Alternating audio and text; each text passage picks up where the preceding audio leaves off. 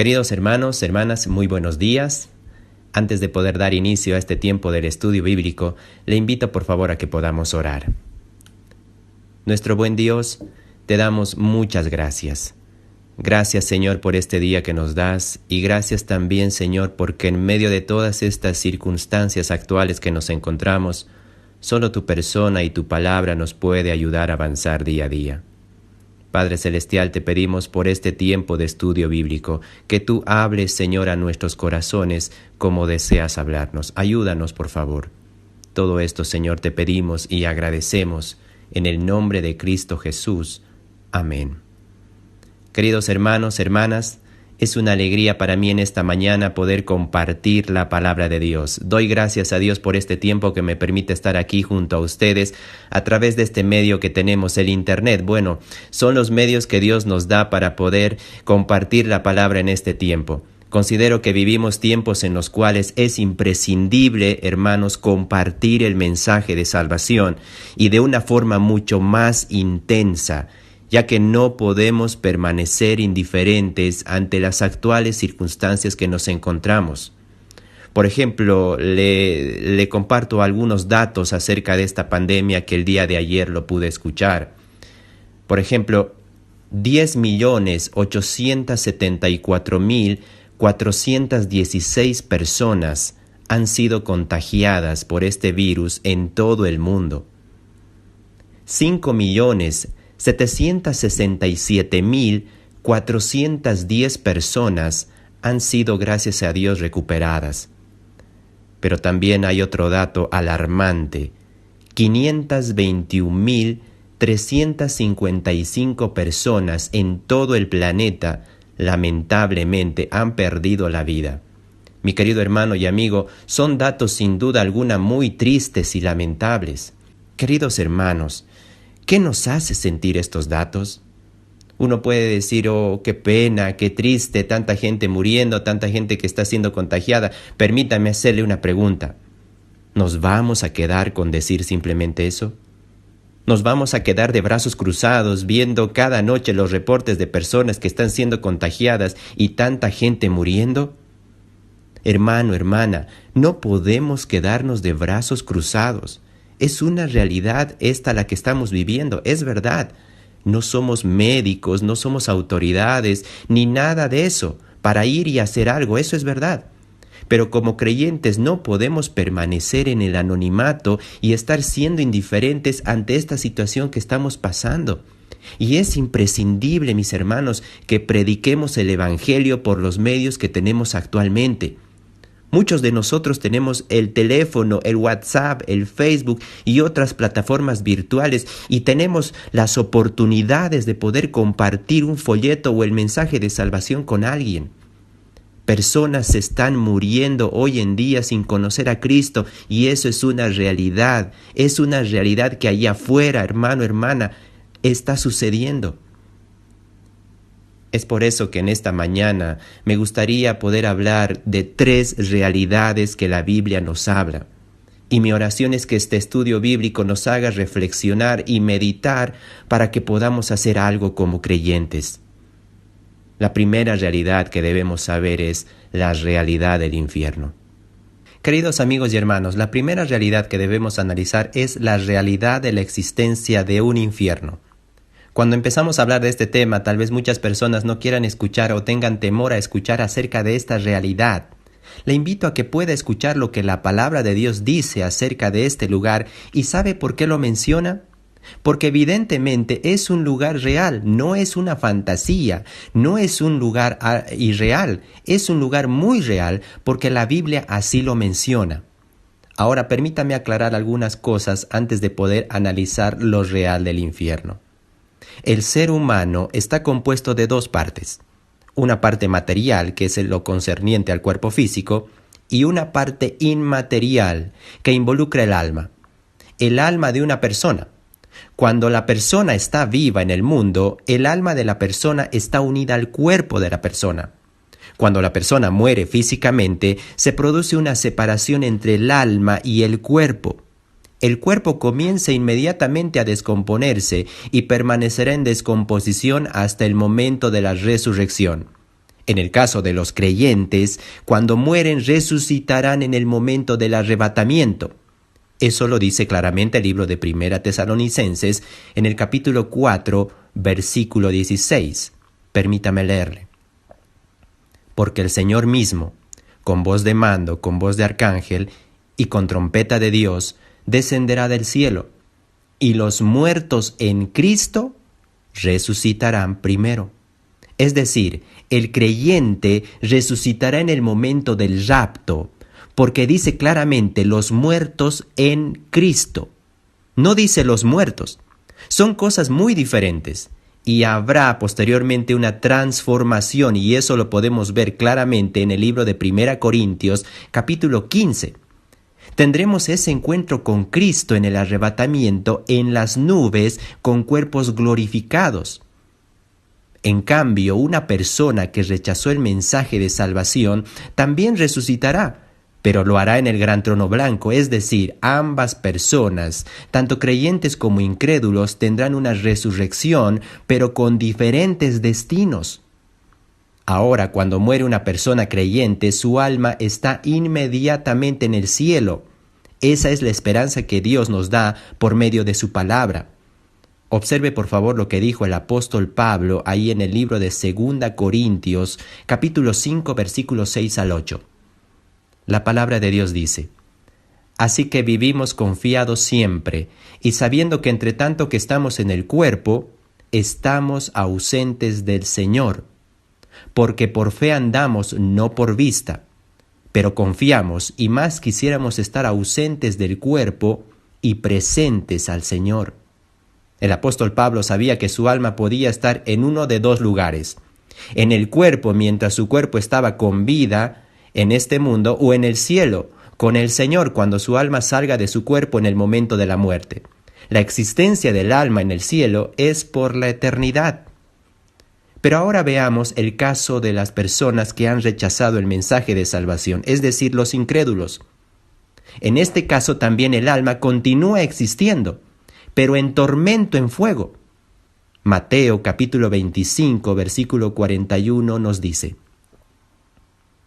Entonces dirá también a los de la izquierda: Apartaos de mí, malditos, al fuego eterno, preparado para el diablo y sus ángeles. Las almas de los que rechazaron el mensaje de salvación continuarán existiendo por la eternidad, pero en el fuego eterno preparado para el diablo y sus ángeles. Ese es el destino que ellos mismos eligieron cuando rehusaron creer en la obra redentora de Cristo en la cruz del Calvario mientras tuvieron su oportunidad. De modo que el alma de las personas no muere, continúa su existencia por la eternidad, ya sea en el cielo o en el infierno, dependiendo de lo que hayan hecho en cuanto a la salvación que Dios ofrece en Cristo hoy en día. Sabiendo esto, queridos amigos y hermanos, ahora veremos el lugar en el cual estarán todas aquellas personas que rechazaron el mensaje de salvación. La palabra de Dios lo dice de forma clara y usa el término infierno. Por otro lado, hace también mención a la palabra lago de fuego. Vamos a ir analizando estas dos palabras para entender más a cabalidad esta tremenda realidad de la cual será parte aquella persona que muere habiendo rechazado el mensaje de salvación. La palabra infierno se encuentra 12 veces en el Nuevo Testamento, 11 de ellas en los Evangelios, y en cada caso es mencionado por el mismo Señor Jesucristo. La palabra infierno aparece exclusivamente en el Nuevo Testamento y es la traducción de la palabra griega Gehenna, que es equivalente griego de la palabra hebrea para el valle de Hinnom. El valle de Hinnom era el lugar donde se arrojaba y se incineraba la basura de la ciudad de Jerusalén en los tiempos del Nuevo Testamento. Este era un lugar fétido, sombrío y con permanentes hogueras humeantes producto de la quema de la basura. Y por eso es un cuadro o un simbolismo perfecto del lugar del tormento eterno conocido como el lago de fuego. El infierno es un lugar preparado por Dios para el castigo eterno de Satanás y sus ángeles. Eso lo podemos ver claramente ahí en el libro de Mateo, en el capítulo 25, versículo 41, que dice: Entonces dirá a los de la izquierda: Apartaos de mí, malditos, al fuego eterno, preparado para el diablo y sus ángeles. El infierno es entonces un lugar donde existe fuego eterno para tormento del diablo y sus ángeles. Pero usted notará que en este texto encontramos a personas que serán arrojadas al infierno. La pregunta es, ¿quiénes serán esas personas? Pues serán todas aquellas personas que han rechazado el mensaje de salvación, es decir, todos los incrédulos. Todos aquellos que voluntariamente han decidido seguir a Satanás, rechazando la oferta de salvación que Dios les hizo en Cristo, y que tuvieron la oportunidad de creer en vida el mensaje de salvación, ya que la palabra de Dios es enfática cuando dice en el libro de Hebreos, en el capítulo 9, versículo 27, lo siguiente: está establecido a los hombres que mueran una sola vez, y después de esto el juicio. Esa decisión fatal les conduce al mismo lugar donde Satanás pasará la eternidad en tormento. Algunos hoy en día se burlan de esto y dicen que el infierno será un lugar grandioso, que allí estarán con muchos amigos, allí habrá toda clase de licores, drogas, y será un lugar de diversión eterna. Pues lo siento mucho, querido amigo, desilusionarlo, porque la palabra de Dios dice de forma enfática las características y cómo va a ser el infierno. Veamos por favor lo que dice Marcos capítulo 9, versículo 43 al 48. La palabra de Dios dice: si tu mano te fuere ocasión de caer, córtala. Mejor te es entrar en la vida manco que teniendo dos manos e ir al infierno, al fuego que no puede ser apagado, donde el gusano de ellos no muere y el fuego nunca se apaga. Y si tu pie te fuere ocasión de caer, córtalo. Mejor te es entrar a la vida cojo que teniendo dos pies y ser echado en el infierno al fuego que no puede ser apagado, donde el gusano de ellos no muere y el fuego nunca se apaga. Y si tu ojo te fuere ocasión de caer, sácalo. Mejor te es entrar en el reino de Dios con un ojo que teniendo dos ojos y ser echado al infierno donde el gusano de ellos no muere y el fuego nunca se apaga. Bueno, querido amigo y hermano, esta descripción del infierno no se parece nada a un lugar de fiesta permanente, si usted lo pudo percibir. El infierno será un lugar terrible. Si usted no desea compartir tormento eterno con el diablo y sus ángeles en el infierno, usted, querido amigo, necesita el perdón de sus pecados. Para ser perdonado de sus pecados, usted necesita creer en la obra redentora de Cristo en la cruz del Calvario. Por otro lado, el Nuevo Testamento enseña que una vez que resuciten todos los incrédulos de todas las épocas de la humanidad, se van a presentar a un juicio que es el gran trono blanco, y allí oirán la fatídica sentencia. Observe por favor lo que dice Apocalipsis, capítulo 20, versículos 11 al 14.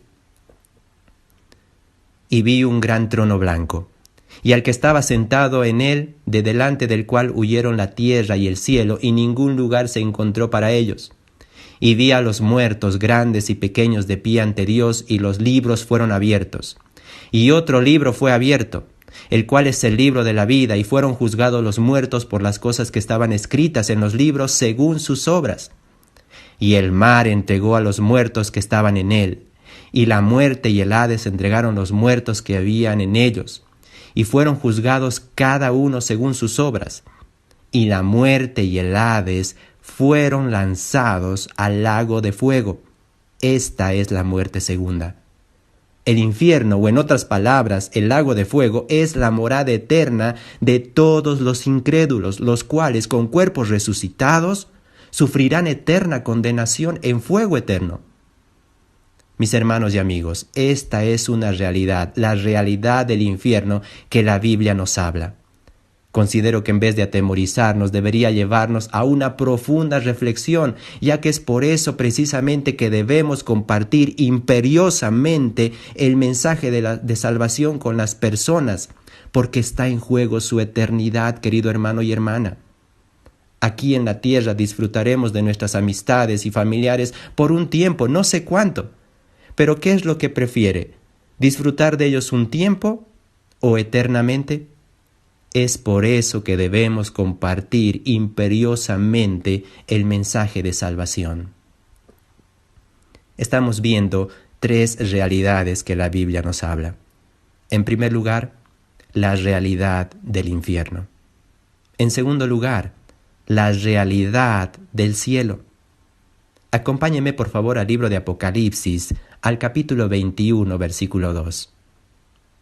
La palabra de Dios dice: Y yo, Juan, vi la santa ciudad, la nueva Jerusalén descender del cielo de Dios, dispuesta como una esposa ataviada para su marido.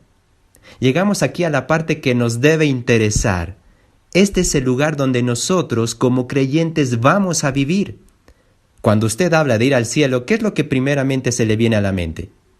Para la mayoría de la gente, tal vez piensan que es una isla en un lugar alejado, lleno de árboles y lleno de flores. Bueno, permítame decirle que eso es muy alejado de la realidad, querido hermano y amigo. La morada eterna es un lugar bien definido. Tal vez por el tiempo no podamos hacer un estudio extenso de esa morada celestial, pero le animo a que usted pueda leer ahí en su casa Apocalipsis capítulos 21 y 22, donde ahí describe la ciudad celestial llamada la Nueva Jerusalén.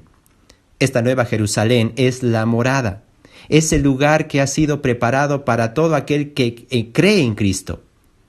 El Señor Jesucristo dijo ahí en el libro de Juan, en el capítulo 14, versículos 2 y 3, lo siguiente, permítame leerle. Voy pues a preparar lugar para vosotros. Y si me fuere y os preparare lugar, vendré otra vez, y os tomaré a mí mismo, para que donde yo estoy, vosotros también estéis. No podemos tener un cuadro más hermoso o más apropiado que el que se nos presenta aquí. Nuestro mismo Señor Jesucristo está preparando ese lugar y un día vendrá por nosotros. Ahora, ¿cómo será la vida en esa ciudad eterna? Permítame mencionarle algunos aspectos. En primer lugar, será una vida de comunión con Dios. Veamos por favor lo que dice el libro de 1 Juan, capítulo 3, versículo 2.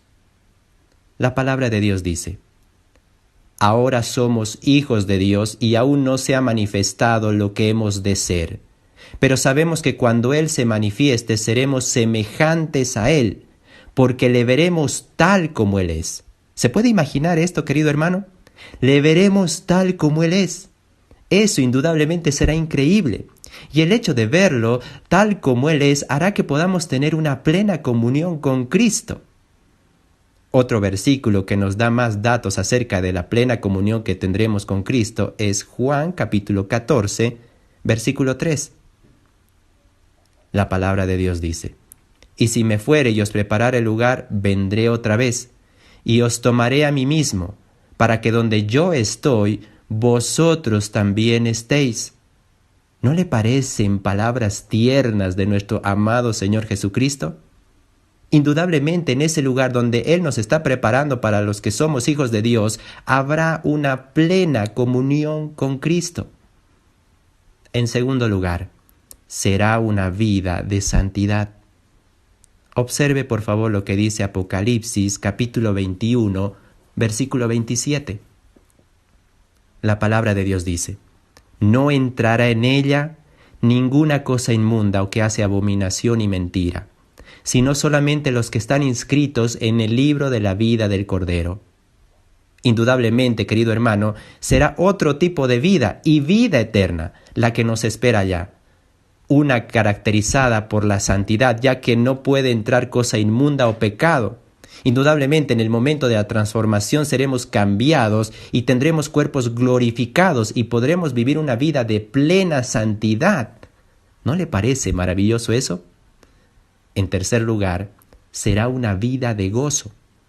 Observe por favor lo que dice el libro de Apocalipsis en el capítulo 21, versículo 4. La palabra de Dios dice: Enjugará Dios toda lágrima de los ojos de ellos, y ya no habrá muerte, ni habrá más llanto, ni clamor, ni dolor, porque las primeras cosas pasaron. Hoy en día, usted y yo, al ver las actuales situaciones que estamos atravesando, hay un factor común en todas las personas: dolor. Dolor por ver tantas personas que están muriendo y están pasando realmente situaciones muy tristes. Y por otro lado, llanto. El dolor y el llanto generalmente van de la mano. A veces muchos de nosotros lloramos por situaciones que atravesamos. Y debemos ser honestos, queridos amigos y hermanos, que por más que seamos creyentes, muchas veces hemos derramado lágrimas por diferentes situaciones. Querido hermano, hermana, en ese lugar que Cristo nos está preparando, nuestra morada celestial, tenga la plena seguridad que no habrá llanto, clamor, ni mucho menos dolor. Será una vida de pleno gozo. En cuarto lugar, será una vida de servicio. Veamos por favor Apocalipsis capítulo 22, versículo 3. La palabra de Dios dice: y no habrá más maldición, y el trono de Dios y del Cordero estará en ella, y sus siervos le servirán. Esto nos revela que el cielo no es un lugar de desocupación, donde no hay nada que hacer, es un lugar de actividad sin cesar. Allí no habrá necesidad de descansar y darle al cuerpo una oportunidad para recuperarse, como lo hacemos acá. La palabra que se utiliza aquí para indicar servicio es una palabra muy peculiar. Este va a ser un servicio que nosotros como creyentes vamos a brindar en particular ante Dios por la eternidad. Ahora, si usted me pregunta qué tipo de servicio será, no lo sé. El doctor Vernon McGee hace un comentario acerca de este versículo en el que dice lo siguiente: creemos que tendremos una actividad sin cesar, no habrá noche, y el hombre por fin cumplirá su destino y llegará a satisfacer los deseos de su corazón, y el hombre por fin llegará a ver el rostro de Dios. Indudablemente, querido hermano y hermana, este lugar que Cristo nos está preparando será un lugar que nuestra mente no logre imaginar bajo otras condiciones totalmente diferentes de vida a las que comúnmente estamos habituados. En quinto lugar, será una vida sin muerte. Observemos por favor lo que dice el libro de Apocalipsis en el capítulo 21, versículo 3, la segunda parte del versículo. Y no habrá más muerte. En la actualidad es muy lamentable todo lo que vemos. Como al inicio de este estudio le mostraba algunos datos en cuanto a esta pandemia. Perdieron la vida más de 500,000 de personas en el mundo. Y esa cifra seguirá subiendo día a día y a niveles alarmantes. La muerte es otro evento muy real y lo tenemos muy cerca a nosotros hoy en la actualidad. ¿Alguna vez usted pensó en la muerte? Generalmente evadimos pensar en ese momento, pero será un evento que todos pasaremos estando aún en esta tierra, si es que antes no llega Cristo por nosotros en el arrebatamiento. En esa morada celestial, querido hermano y hermana, no habrá muerte. Y eso será increíble. La muerte ya no tendrá cabida en nuestras vidas porque, como dice la palabra de Dios, porque de tal manera amó Dios al mundo que dio a su Hijo unigénito para que todo aquel que en Él cree no se pierda, mas tenga vida eterna. ¿Observó bien? Vida eterna. Y eso, permítame decirle, es algo asombroso. ¿Qué le hace ver esta realidad de algunas características del cielo que pudimos mencionar, querido hermano y hermana? Gracias a Dios que un día alguien nos compartió el mensaje de salvación y creímos en la obra redentora de Cristo en la cruz del Calvario. Y gracias a Dios que nos perdonó de todos nuestros pecados y hoy podemos disfrutar y gozar de esa vida en Cristo. Y tenemos asegurada nuestra salvación y eternidad al lado de nuestro Dios. No porque lo imaginemos o no porque lo supongamos, no, sino porque la Biblia nos asegura este evento sin duda alguna. Querido hermano y hermana, estamos viendo 3 realidades. En primer lugar vimos la realidad de un infierno. En segundo lugar vimos la realidad del cielo. Pero en tercer y último lugar me gustaría ver en esta mañana la realidad de la salvación. Querido amigo o amiga que nos escucha, ya escuchó las 2 realidades, la existencia de un cielo y de un infierno. No es algo fantasioso. Son 2 lugares que una persona hoy en día, en la actualidad, puede decidir dónde pasar la eternidad. Dios no define allá en el cielo dónde vamos nosotros a pasar la eternidad, no.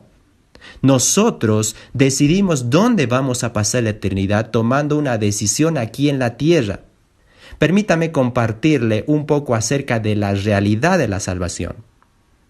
La palabra salvación representa la obra total de Dios por medio de la cual rescata al hombre de la ruina eterna y la sentencia por el pecado y le confiere las riquezas de su gracia, incluyendo la vida eterna ahora y la gloria eterna en los cielos. La pregunta es, ¿cómo podemos obtener la salvación? ¿Cómo usted puede ser salvo? En primer lugar, es necesario reconocer que todo ser humano es pecador. Para hacerlo más personal, permítame decirle, tengo que reconocer que yo soy un pecador o una pecadora. Note lo que dice el libro de Romanos en el capítulo 3, versículos 22 al 23. La palabra de Dios dice, no hay diferencia, por cuanto todos pecaron, están destituidos de la gloria de Dios. La salvación es para los que nos reconocemos como pecadores, no para los que se dan de justos. Mi pregunta para usted en esta mañana es, ¿usted se considera y reconoce que es pecador o pecadora? En segundo lugar, es necesario reconocer que estamos en peligro de recibir el castigo eterno a causa de nuestro pecado. Mire por favor lo que dice el libro de Romanos capítulo 6, versículo 23. La palabra de Dios dice, porque la paga del pecado es muerte, mas la dádiva de Dios es vida eterna en Cristo Jesús, Señor nuestro. La paga o el castigo o el resultado del pecado es muerte. Esto no solo significa muerte física, permítame decirle, sino una eterna separación de Dios en un lugar de tormento eterno llamado infierno. Hablando a personas que jamás arreglaron su problema de pecado con Dios, el Señor Jesús dijo que algún día van a escuchar el fatídico veredicto que aparece en Mateo, capítulo 25, versículo 41. Permítame leerle. Entonces dirá también a los de la izquierda, apartaos de mí, malditos, al fuego eterno, preparado para el diablo y sus ángeles.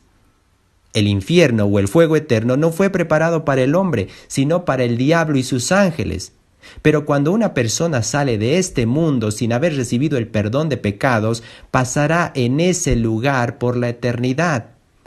Hoy en día existen personas que piensan que podrán estar previamente en un lugar llamado purgatorio.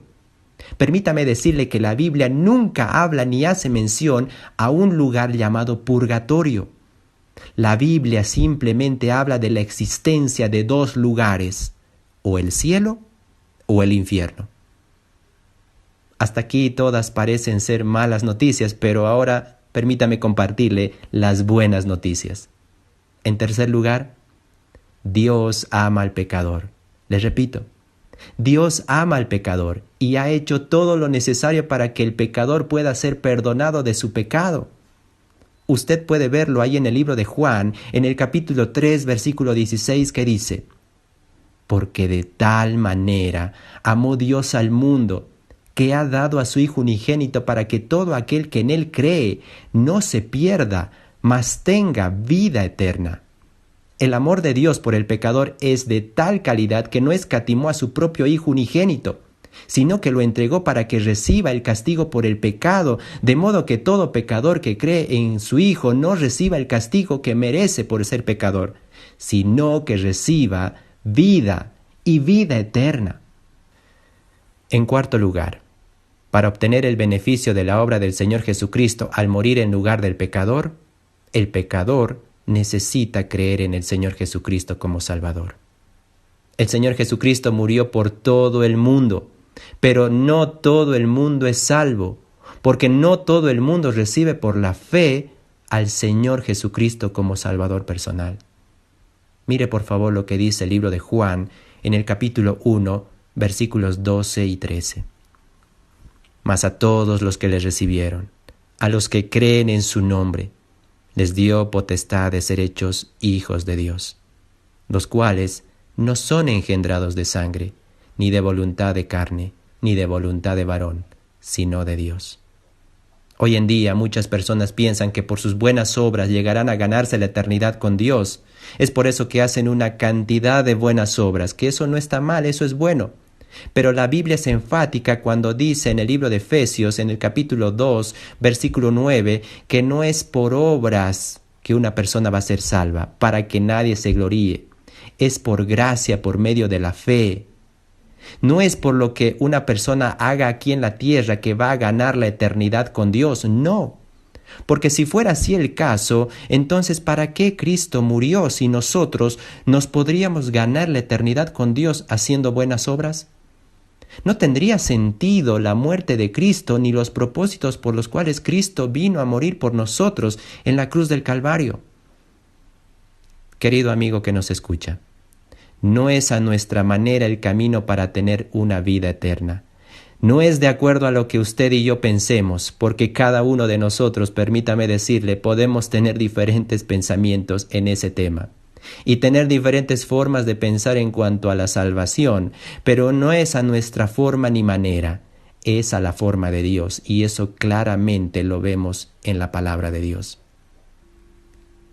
Permítame hacerle una pregunta.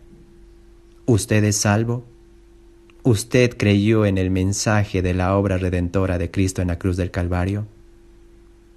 La palabra de Dios enseña, como hemos mostrado, que el alma del hombre es inmortal y que esa existencia es consciente, ya sea en el cielo para los que hemos recibido a Cristo como nuestro Salvador personal, o en el infierno para los que han rechazado a Cristo como Salvador.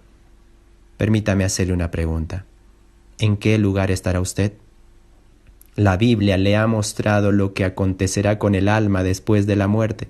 La Biblia le ha advertido sobre el peligro de que su alma vaya a parar al infierno. La Biblia le ha mostrado que para evitar eso, lo único que usted necesita es creer en Cristo como su Salvador personal.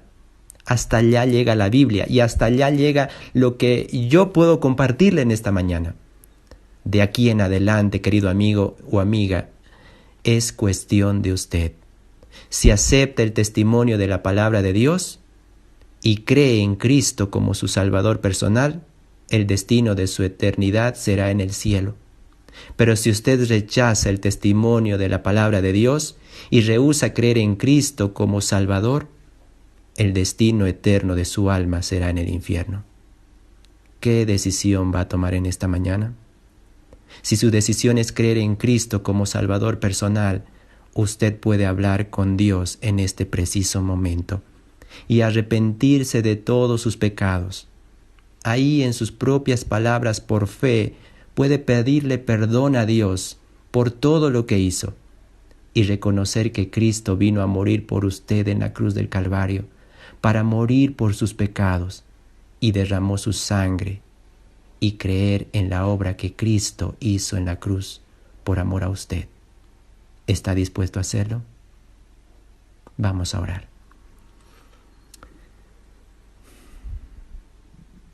Señor, vivimos días en los cuales vemos mucha gente que está muriendo.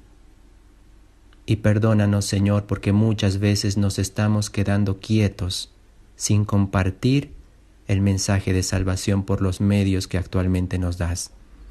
Perdónanos, Señor.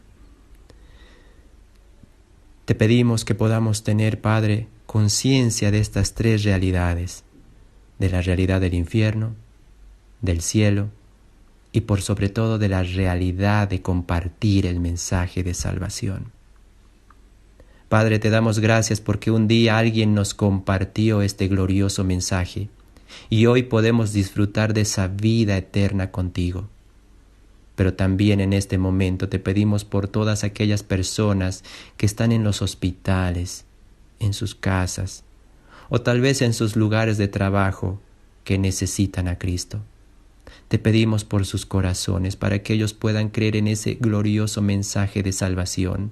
Rogamos por nuestros familiares y amigos a los cuales muchas veces nos dio temor de poder compartirles el mensaje de salvación. Te pedimos que nos ayudes a poder hacerlo. Es necesario que lo hagamos, Señor. Ayúdanos, por favor.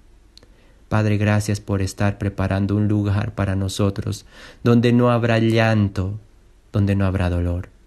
Esperamos ese día glorioso donde estaremos junto a ti eternamente.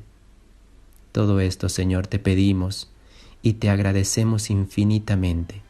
En el nombre de Cristo Jesús. Amén.